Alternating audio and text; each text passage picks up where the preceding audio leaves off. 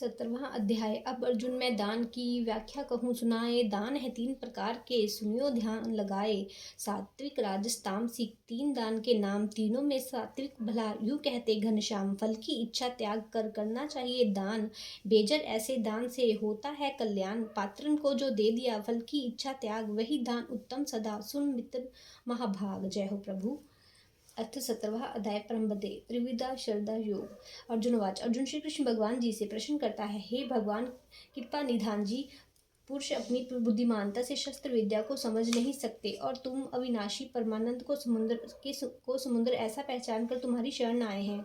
तुम्हारे भक्त हुए हैं, तुम्हारा सिमरन भजन किया।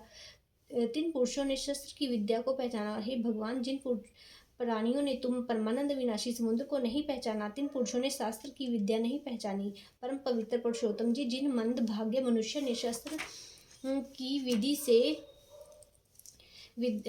विधि से जो तुम्हारा भजन है उनका त्याग कर श्रद्धा से और देवताओं की पूजा की है, सो कमलनयन कृपा निधान जी, सो प्राणी राजसी हैं या तामसी हैं, यह हमारी प्रति कहो।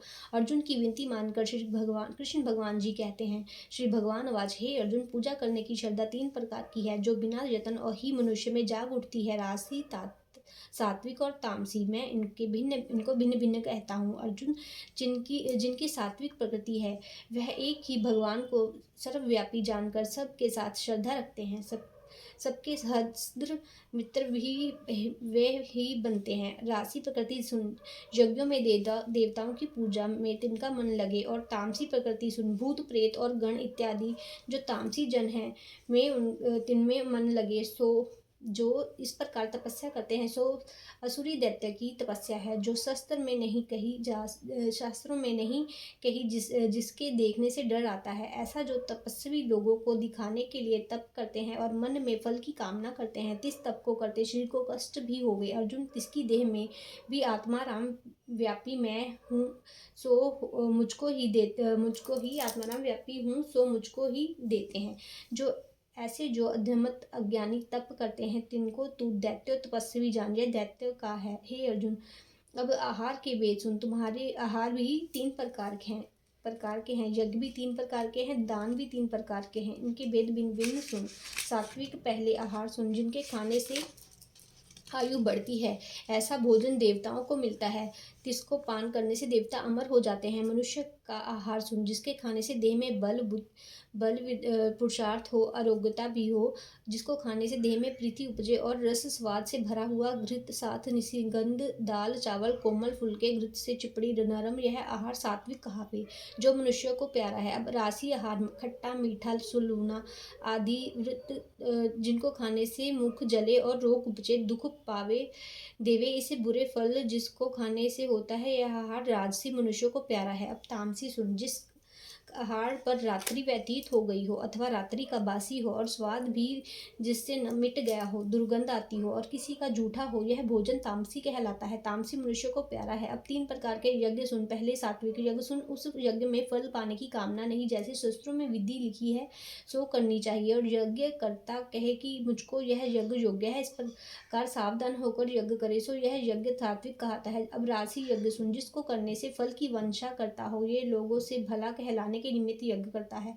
हे अर्जुन, ऐसे यज्ञ को तू राशि यज्ञ जान। और जिस यज्ञ में शस्त्र की विद्या नहीं, मन भी पवित्र नहीं, वेदों के मंत्र भी नहीं पढ़े, साधु ब्राह्मणों को यज्ञ के पीछे दक्षिणा ना दे, ऐसे यज्ञ करने से यज्ञकर्ता की श्रद्धा भी ना हो। हे अर्जुन, इस यज्ञ को तामसी जान। और तीन प्रकार के तप सुन।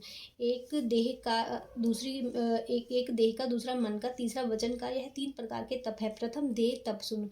यह कोई छोटा जीव है, जिसको देखकर पैर धरना, किसी जीव को खेद ना पहुंचाना, यह चरणों का तप है। हाथों से स्थावर जंगम किसी जीव को ना दुखाना, यह हाथों का तप है। देह का जल मृतिका साथ स्वच्छ रखे, दातून करे, स्नान करे, आचमन करे, तिलक करे, शालिग्राम का पूजन करे, और जो बुद्धिमान आपसे अधिक हो परमेश्वर का रास्ता बतावे, उसकी पूजा करना। ब्रह्मचार्य रखना। ब्रह्मचार्य क्या है सो सुन। हे अर्जुन, जो गृहस्थी हो तो पराई स्त्री को छुए नहीं। जो विरकत वैरागी हो, स्त्री का नाम भी ना लेवे, मन पर चितवे भी नहीं, यह ब्रह्मचार्य कहलाता है। माता पिता की सेवा करे, इस प्रकार शील का करना उचित है। अब वचनों का तप सुन। प्रथम तो सत्य बोलना। कैसा सत्य? जिसको बोलने से सुनने वाले को दुख ना होवे। मधुर वाणी बोले, मधुर स्वर से किसी को बुलावे। भाई जी, संत जी, भक्त जी, प्रभु जी, मित्र जी, जिस वचन से सुनने वाला प्रसन्न हो, ऐसे वचन बोले। जो कोई पुरुष बुलाए उसे यूं ही जी भाई, इस प्रकार वचन तपस्या है। वचन तपस्या तप सुन। वेद माता अर्थात गायत्री वेद पढ़े, वेद पाठ करे, सहस्त्र शेष पुराणों के स्रोत पढ़े और कथा में जो मेरी लीला अवतारों का चित्र पढ़े, कीर्तन विष्णु पदे गावे, इस प्रकार वचन तप करे। हे अर्जुन, मन का तप सुन। प्रथम मुख्य तप मन को प्रसन्न रखे। मेरी ही प्रीति अमृत रूप है।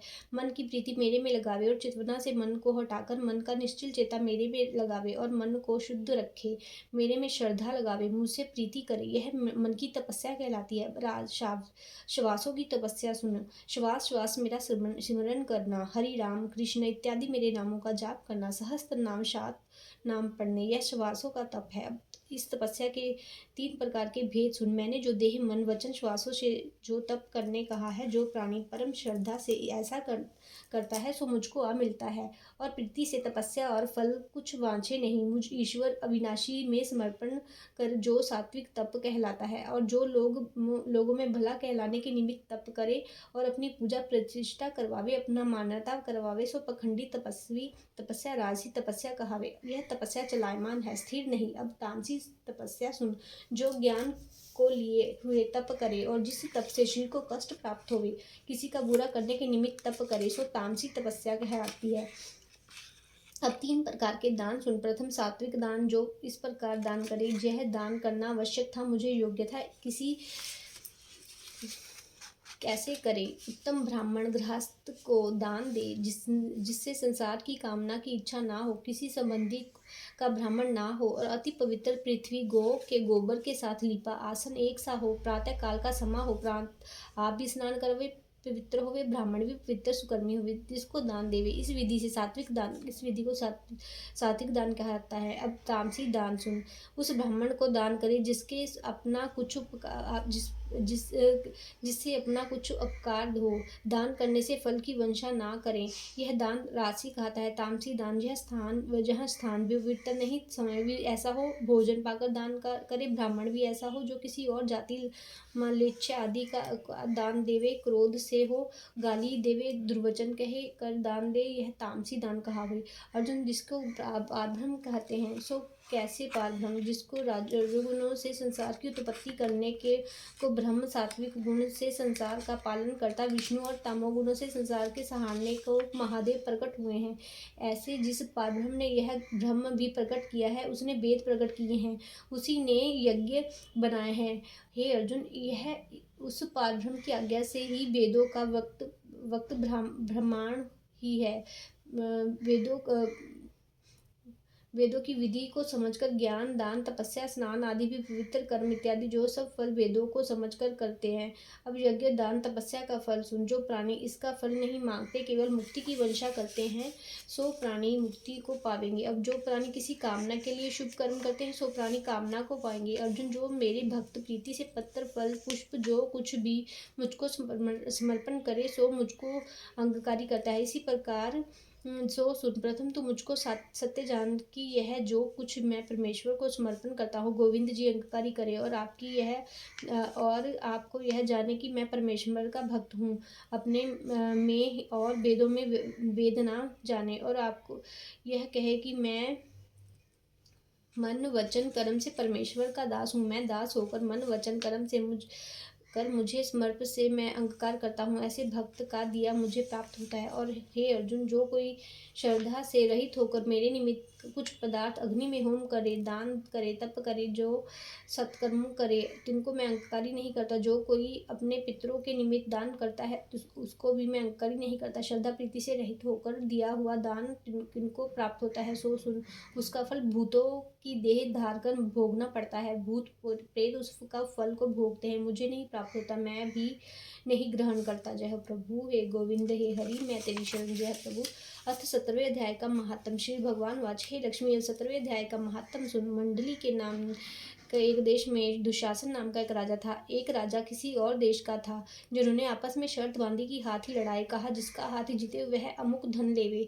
तब दूसरे राजा का हाथी जीता, दुश्मन का हाथी हारा। कई दिन पीछे हाथी मर गया। राजा को बड़ी चिंता हुई। एक तो गिर गया, दूसरा हाथी मर गया, तीसरे लोगों की हंसी हुई, उससे निंदा चली। इस चिंता में राजा भी मर गया। जमदूत पकड़कर धर्मराज के पास ले गए। धर्मराज ने हुक्म दिया कि यह हाथी के मुंह में मरा है, इसको हाथी की योनि दो। हे लक्ष्मी, राजा दुशासन संगलदीप में जाकर हाथी हुआ। वहाँ उस राजा के बहुत हाथी थे। दिन में आया उसको पिछले जन्म की खबर थी। मन में बारंबार यही पछताता कि मैं पिछले जन्म में कौन था, अब हाथी हुआ हूँ। वह रुद्र करता, खावे पीवे कुछ नहीं। इतने में एक ब्राह्मण आया। उसने राजा को श्लोक सुनाया। राजा बड़ा प्रसन्न हुआ और कहा, पंडित जी कुछ मांगिए। उसने कहा कि मेरे पास सब कुछ है, एक हाथी नहीं। राजा ने सुनकर वह हाथी दिया। ब्राह्मण अपने घर ले गया। रात को दाना दिया तो ना खाया, पानी भी नहीं पिया। रुदन करता, मन में चितवे कोई ऐसा होवे जो मुझे इस योनि से छुड़ावे। तब उस ब्राह्मण ने महात्व को बुलाया, पूछा कि इसको कोई क्या दुख है। खाता पीता कुछ नहीं। महात्व ने कहा कि इसको दुख नहीं। तब ब्राह्मण ने राजा को कहा कि हाथी खाता पीता कुछ नहीं, रुदन करता है।